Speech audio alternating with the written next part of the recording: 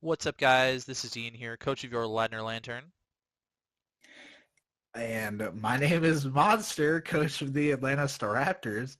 And today we are bringing you guys the Adelaide Overheat team draft recap for the NCL Season 2, or the Nimbasa City League. The Adelaide Overheat is coached by our good friend Jed, and we think he's drafted quite the team this season. Yeah, definitely quite the team. Quite. Very quite. Very quite. I know before the draft he had no clue what he wanted. We were both like talking about how we both wanted Zeraora, and Zeraora did not make it even close to us.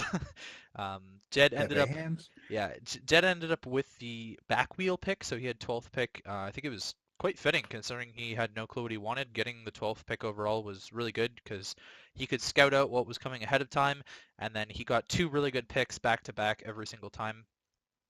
I think it was pretty fitting.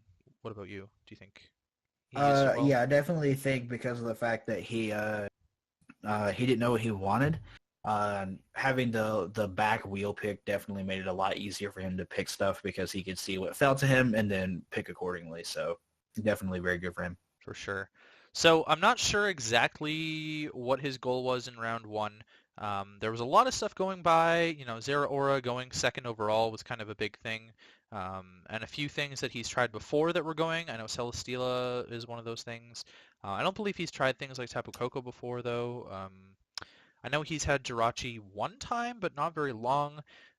So what he ended up grabbing is a mon that we just moved up the season from Tier 2 to Tier 1 because Cade used it stupid well, and we had to move it up a tier. So this is Infernape, if you want to talk about Infernape. Yeah, so Infernape is an incredible mixed attacker, probably the best one in draft format. It has an incredible dual typing and fire and fighting, both of which are very good offensively. It has a really nice speed tier at 108. It's pretty frail, but again, the offensive prowess that it brings to a team is definitely very worth it. Um, I have it on AABL, and it kind of just seems like people just slap a Rocky helmet on something, and it's kind of hard walls in Infernape, but again, because of the fact that Infernape can run a special attacking set, it definitely has a lot of variety it can do. It's also a fantastic Z user, probably top 5 best in draft format for Z users. Definitely a really, really good round 1 pick, in my opinion. I agree. One of the sets that we saw Cade use quite a few times last season, I know he brought it both times against me, including in the championship match, was a Sash lead Rocks Endeavor set, which absolutely blew my team back with like Sash get up rocks turn one, and then you endeavor something down when they take you down to your sash, and then you mock punch them the following turn. I don't know. I thought it was pretty good, and it makes good use of Infernape's utility as a Pokemon as well as its offensive capabilities. That is definitely a set that Jed is going to bring for Oh, sure. Just knowing 100%. Jed, he's 100% bringing Sash Endeavor. He's brought Sash Cade Endeavor also brought that set before. against me in STL. Fun fact. Jed's brought Sash Endeavor before on Dodrio. We saw how how that worked out. It didn't work out so well. Maybe it'll be better on Infernape. Infernape is a bit better of a mon than Dodrio, so That's that's also true. So round two, he wanted to just pick up the pace with the offensive Pokemon, and he went with probably the most offensive Steel type in the game and grabbed himself Kartana. yeah. So he picks Kartana with the crazy high attack stat, 181. I took my glasses off for a second. Um, so yeah, just a fantastic steel type. It's obviously grass and steel, so it's kind of quad weak to fire, which is something that he'll easily patch up later. Um, it's just one speed above Infernape at 109, which is interesting. So he's kind of doesn't have his speed tiers spread out very much, but I mean we're only 2 picks in.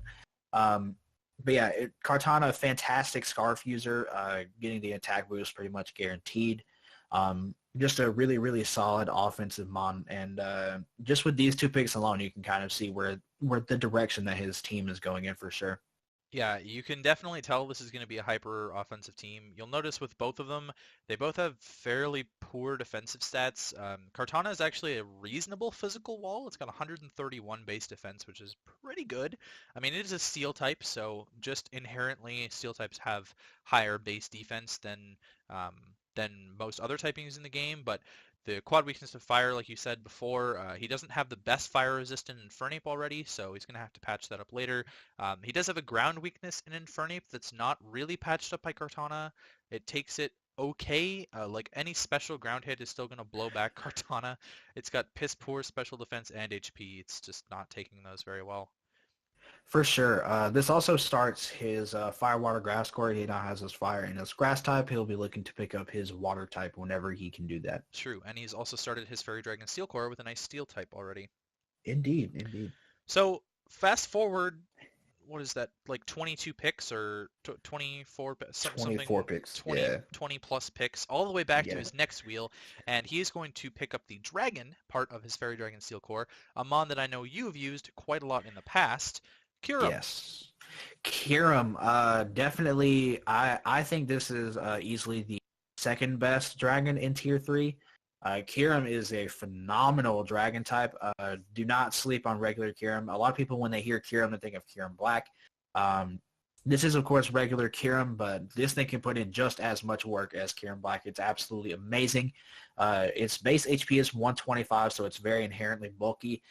Its attack and special attack are both 130, so it's a really good mixed attacker, just like Infernape is.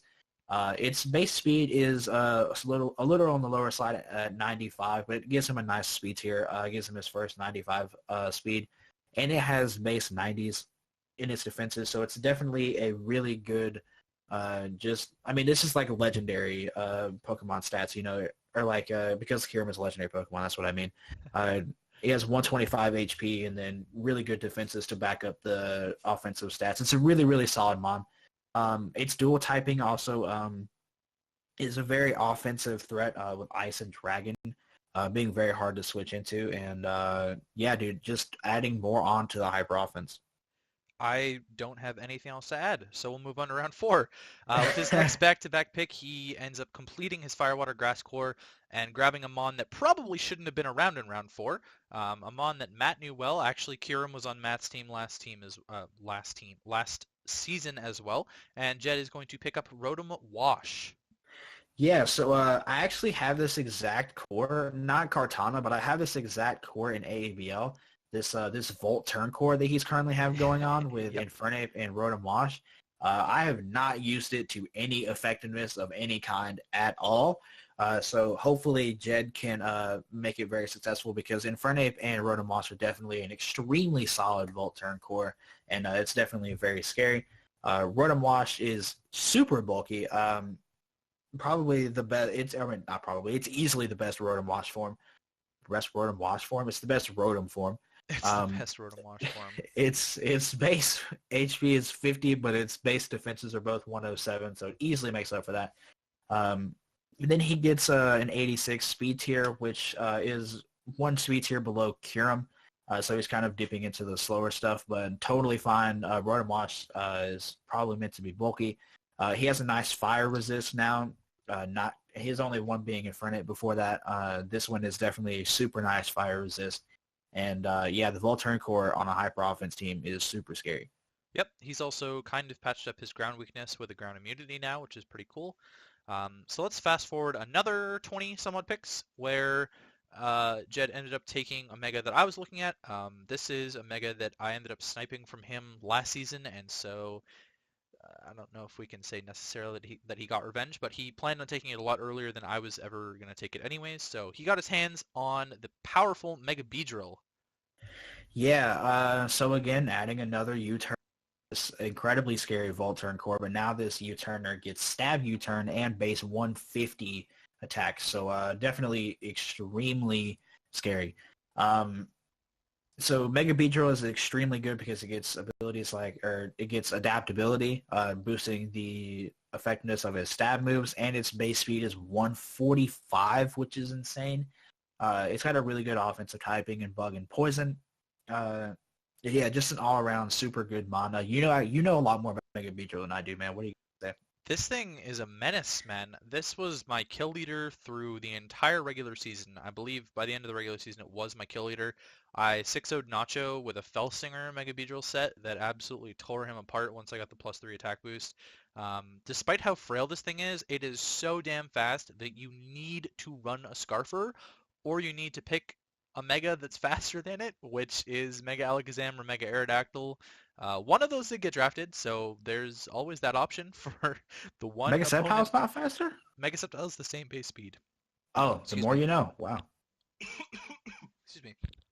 Um, Wow, Ian. So unprofessional. the one problem with Mega Beedrill is that it can't deal with steel types very well. It does get Drill Run, but specifically Skarmory and Celesteela give it a lot of problems.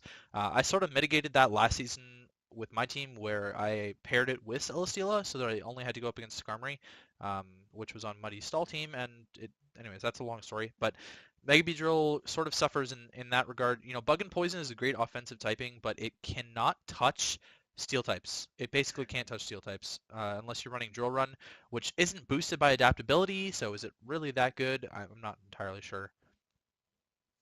Yeah, I totally agree. I don't really know much about Mega Beedrill. I think your input was Yeah. on point. So the next half of Jed's wheel pick finished off his Fairy Dragon Steel Core, and he ended up picking up regular Gardevoir. Worthy to note that Mega Gardevoir was the kill leader last season in the entire league, so maybe regular Gardevoir can do the same this season. For sure. I think his Fairy Dragon Steel Core is definitely lower tier kind of Fairy Dragon Steel Core because his Firewater Grass are very high tier. He does have his Fairy Dragon. Yeah, yeah. So Kartana is a high tier steel, but Kirim and Gardevoir are both tier 3 to my knowledge. So kind of completing that core in the lower tier side. I definitely think he got amazing picks in these lower tiers. Kirim, great Dragon type, and then Gardevoir also very good. This gives him a nice Wish Passer into stuff like Mega Beedrill so it can keep its longevity up and stuff like that. It also gets synchronized so it can spread around statuses, which is really good. Yep. And yeah, what do you got So to say? I didn't talk about fighting earlier, but fighting was actually kind of a big weakness for Kartana plus Kyurem, and he didn't really have anything for it until he picked Mega Beedrill and Gardevoir. Both of them 4 times resist fighting, which is pretty useful for his team. By the end of the draft, you'll see that fighting is really not that much of a concern, despite a few of his mons being pretty weak to fighting. Mega Gardevoir is very frail on the physically defensive side, so it still can't tank those fighting hits as well as it would want to. Mega Beedrill actually fills that role a little bit better in my opinion, but Mega Gardevoir it offers a lot of utility as well, you know, especially regular. Sorry, did I say Mega? I definitely Yeah, meant you said regular. Mega twice. I definitely meant regular. Synchronize can be very useful if you predicting in on predicting a switch on like a Toxic or a Will-O-Wisp or something like that. Tracing something like Water Absorb. Even if this was Mega, sorry, in this league especially, where you don't have to Mega first turn, tracing something like a Water Absorb and just sitting in on like a Vaporeon is a very viable strategy. Yeah, for sure. You can also do some crazy stuff like if he were to ever go against a rain team, he can trace a Swift Swim on something and be faster than it most likely because everything that gets Swift Swim is super slow and I, stuff like that. So it's definitely a really good ability. I wonder if he'll ever play a rain team in this league. Dude, who knows, man? Who knows? That'll be hard to tell. So Yeah. we'll go all the way around to the next wheel, and Jed's going to pick up something that he was kind of sorely lacking. Beforehand, his only Stealth Rock user was Infernape, but now he grabs Aerodactyl, which was the kill leader from his Season 1 team. Yeah, so funnily enough, this pick is something that he picks quite often, actually. I think Well, it's just quite been, often. It's I think it's something just that's been these done two very well for times. him. Yeah. Yeah, but I personally played against him in NCL. I think I played him twice, and I had no switches for Aerodactyl. I totally underestimated how good Aerodactyl was. On the offensive side, I thought Aerodactyl was always just a sash suicide lead, and he never suicided the actual Aerodactyl. He just killed my team with it. So yeah, definitely a really solid monk. Gets really good. Gets a really good ability in Unnerve. Um, just a super solid rock type and a really really good rocker. Yeah, he's got a lot of speed. Like we Yes. sort of touched on it at the beginning with the Kartana and the Infernape, but then he's added Mega Beedrill and he's added Aerodactyl. This is a fast looking team right now, and it's very offensive. Let's put it that Yes. way. Extremely His offensive. best bulk at this point is Rotom-Wash. So Yeah, 100%. So the next half of this wheel was another Toxic Spike user. Mega Beedrill also has Toxic Spikes, and another Stealth Rocks user, and an incredible special attacker. It's actually a really good physical attacker as well. He picked up Nidoking, Yeah, at the moment, he doesn't. I think his best psychic type switch in is Mega Gardevoir, if I'm not mistaken. regular Gardevoir. Yep, Regular you Gardevoir. did the same thing as I Jesus, did. you're rubbing off on me. But yeah, so at the moment, he doesn't have a good psychic type switch in. So picking up the second poison may not be amazing, but it is his only ground type. And it's definitely a very, very good ground type at that. Obviously getting sheer force and being able to output crazy offensive pressure with Life Orb and stuff like Earth Power, Ice Beam, yada yada, various moves that are boosted by sheer force. Really, really solid mon and adds to even more to the fact that this is a hyper offense team. Nidoking is a monster. I can tell you from my own experiences with Nidoking, this thing can wreck faces if you have the right team to back it up. At the moment, I'm not entirely sure that he does. He's got a lot of fast threats that I think pose more of a problem for teams than Nidoking will, just based on the speed tier. I feel with the way that his team is built, Nidoking's maybe going to fit into more of a scarf role at this point. But it definitely can still be a really good threat. Um, Again, more hazard setting is really cool for him. It's got a ton of utility moves as well as just moves that you can abuse with sheer force. It's good on the physical side. It's good on the special side. Jed's a very creative builder, and I would imagine he's going to be very creative with his Nidoking builds. I full agree that Jed is a quote unquote uh, unique team builder. That's a word for it for sure. Yeah. So coming back through on his last wheel pick as we go into round 9, he ended up grabbing a real ground resist. We hadn't really talked about that, but he has a levitator and a flying type. He didn't really have anything to actually soak a ground hit and sort of hit back. And he was also missing a ghost type to spin block for all of his toxic spike setters and his stealth rock setters. So he ends up grabbing Gorgeist. This is Gorgeist all forms, but you will see the stats on here are Gorgeist regular form. That's what the stats are here for, is Gorgeist regular. Gorgeist small has a higher base speed, and Gorgeist super has a really low base speed, but it's a lot bulkier. Yeah, so I personally drafted Gorgas before I drafted it in PCL, made that league rest in peace. And it was absolutely phenomenal. I did not expect much at all from Gorgas.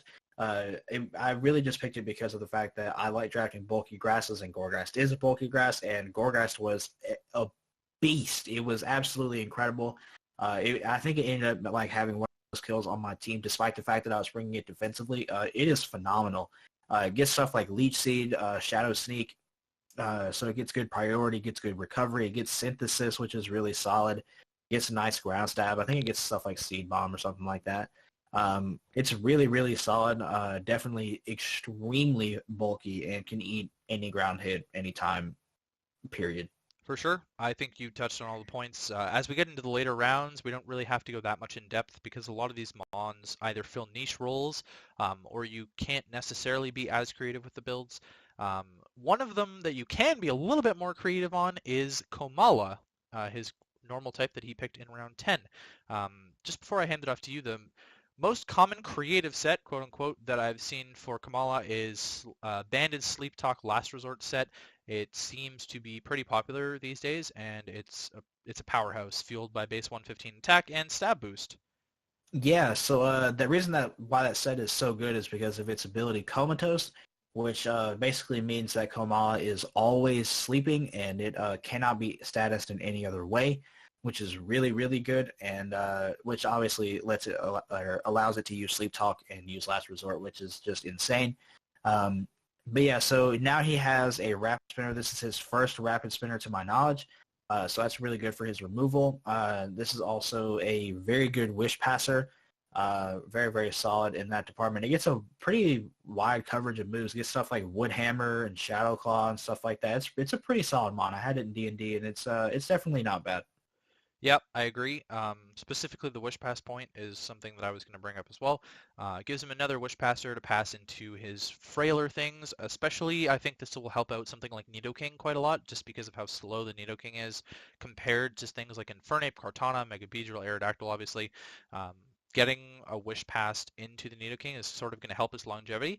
While it won't be taking the Life Orb recoil because of sheer force anyways, it'll still be getting chipped down quite a bit, I think, especially with how slow it is on this team. So that's going to be really helpful for him.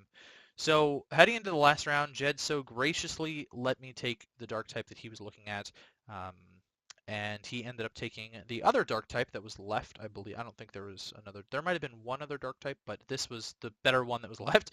And Jed ended up picking up Mightyena. Yeah. So as I said before, he doesn't have very good psychic switch-ins. He doesn't have that many weaknesses to psychic, but he also doesn't have that many resistances to psychic. This is fully immune to psychic, so he definitely needed the dark type. Um, I don't really know much about Mightyena in draft format. I've never seen it picked before. I know it gets Intimidate because I'm looking at it on the slides. Um, and I actually didn't know it got Moxie, which is definitely a really good ability on a Scarf set. Its base attack is 90, which is higher than I thought it was. Um, and yeah, maybe you know a little bit more about Mightyena. I know nothing. The only other thing I can add is that I like 90% sure it gets Sucker Punch. I'm not even 100% on that. I think it gets Sucker Punch, but I'm not entirely sure. Opens This is Showdown to find out. this is like the second time I've been exposed to anyone drafting Mightyena, and the other one is in EPTL Season 3, which is starting at the same time as this. So my knowledge of Mightyena itself is fairly Uh, lacking at this point. can confirm it gets It Sucker gets Sucker Punch. Punch. There you go. So, it's a Sucker Punch user. It adds to his priority. He obviously has a lot of priority options in Infernape. He has Sucker Punch on Nidoking and Sucker Punch on Mightyena and Shadow Sneak on Gorgeist. So that sort of fills out. Oh, Shadow Sneak on Gardevoir as well, I guess, if you ever Yeah, wanted to run indeed. that. But that's sort of Sucker Punch and Rotom-Wash as well. So he's got quite a few Sucker Punch users. Um, Rotom-Wash gets yep, Sucker it gets Punch. Sucker You Punch. just blew I'm just my blowing mind. your mind in the middle of this. I've So drafted this twice and I had no idea. next up is the strengths and weaknesses, and I'll sort of take a hold on this because I was in charge of this part. We've got some major resists on here, and especially grass. I'll sort of highlight grass a little bit more because it's sort of the biggest resist for his team. He has 5 resists to grass. 2 of them are 4 times resists, being Kartana, and I can't remember the other one, and Mega Beedrill.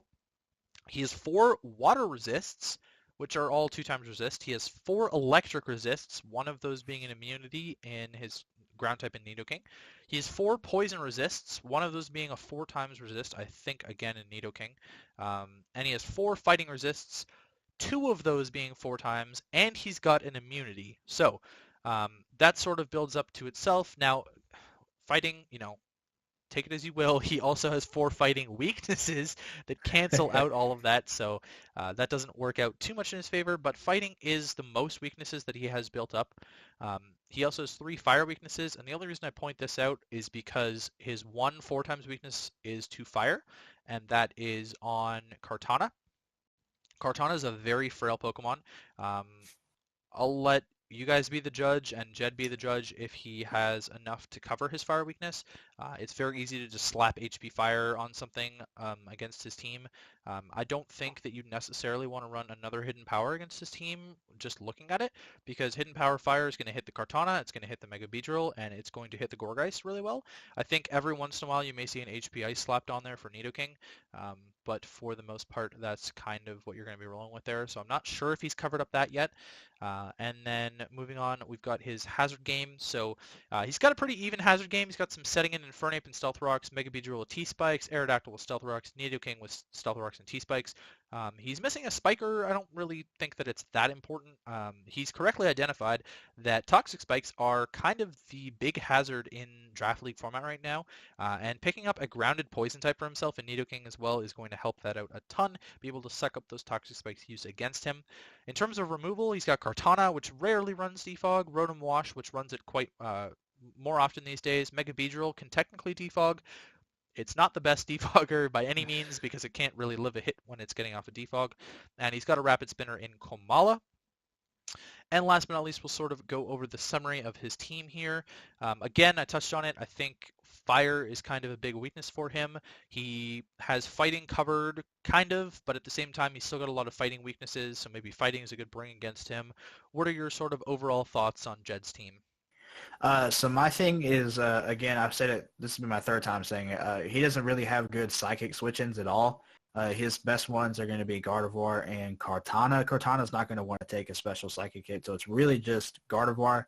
After that, psychic is very spammable, or psychic type moves are very spammable against his team, unless Ghost resists psychic. To my knowledge, it It does does not. not. No, it doesn't. Yeah. Okay. So yeah. So and he also has three weaknesses to psychic with Infernape, Nidoking, and Beedrill. Um, I think that's a very spammable move against his team. He has one immunity in Mightyena as well. I forgot Yes, to psychic, but but Mightyena is not that great, so how many times are we actually going to see Mightyena? Maybe Mightyena has to come against teams that have really good psychic types. We'll sort of see how that plays out throughout the season. yeah, for sure. And then I think the another thing that I think he's lacking in is his hazard removal options. I think if you ever see him bring Rotom-Wash, it's going to have Defog, and if you ever see him bring Kamala, it's going to have Rapid Spin. That's like two things you can predict very easily when you see them in team preview because Kartana is never going to bring Defog and Mega Beedrill is never going to bring Defog. So he only has one Defogger and one Rapid Spinner, which may bite him in the butt in the wrong run, and the long run. Um, but yeah, I don't think hazards are that big of a deal for his team. Or actually, it kind of is, because he has Kirim that's weak to it, Beedrill's weak to it, Aerodactyl. Aerodactyl's weak Yeah. to it. Yeah, so maybe he'll uh be able to deal with it with his one defogger and one rapid spinner, but I definitely think that could be an issue for him later. Well, that wraps up our thoughts on Jed's team. He is the Adelaide Overheat. His channel will be linked in the description, as well as my own channel, as well as Austin's channel. Feel free to continue checking out the NCL YouTube channel. We are going to continue posting content throughout the season, and we hope you guys have a great day. Yeah, bye guys.